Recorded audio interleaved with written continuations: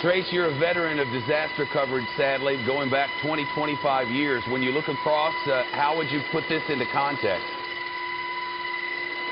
Well, you know, in the early days of Katrina, it looked like this, right? And the difference between Katrina and this is that they knew the water was coming, and it kind of came in a little more slowly. Katrina had all rushed in at once, but, you know, as you go from Houston, and then you go over here to Beaumont and to Port Arthur, I've just never seen 100, 200, 300 miles of flooding as bad as we've seen here. Katrina clearly was from New Orleans up and down the Gulf Coast of Mississippi and had horrific damage. But I will tell you, damage-wise, Chef, I mean, death toll-wise, I don't think we will ever see anything like Katrina, and God willing we don't. But damage-wise, I don't think I've ever seen anything like this right here. I mean, when we got to the Southeast Asian tsunami back in 2005, the devastation was immeasurable. The death toll as well.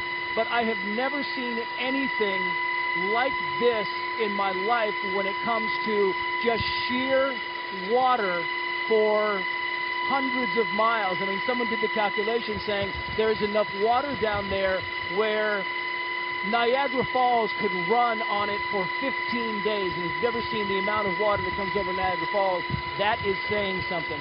22, 25 inches of rain, depending on the forecaster you get these numbers from, hit Beaumont in 24 hours. Same in Port Arthur. The water came flooding in. I mean, you talk about an encore for Hurricane Harvey. I mean, come on.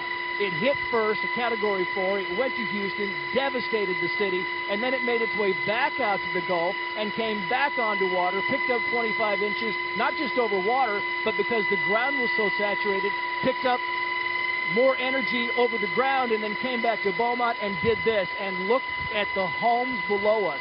These are cases where at least there's a road accessible.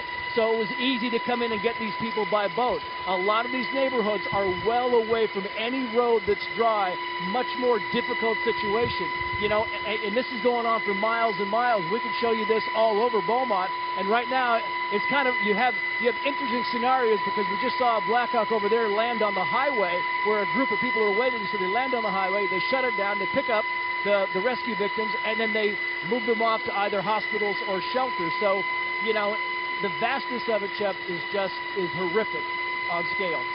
You know, normally in flood zones, you see areas of flooding and then vast areas of green grass. Here, it's the complete opposite.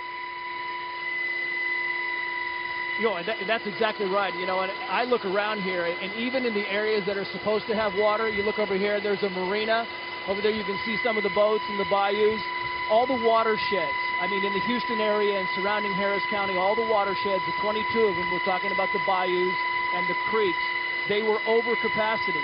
Just yesterday, the San Jacinto River, which was flooding into Lake Houston and Lake Conroe, just yesterday it started to recede. So while they're starting to breathe a little bit of a sigh of relief over in the Houston area, man, it is all hands on deck here in Beaumont and Port Arthur because they are just getting started.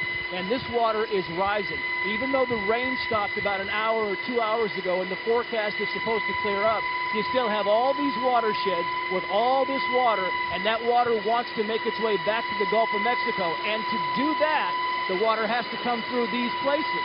Water goes from north to south, and to do that, Chef, these areas are going to get more water in the coming days. So the rain stopped, but the water is still rising, and man, oh man, if you look down here, you can see that this has got a big kind of fence all the way around it, so even if you were on a boat, you'd have a tough time getting off, hopping over the fence because of the different waterways. This is one of those places where definitely the helicopters came in handy all day long today.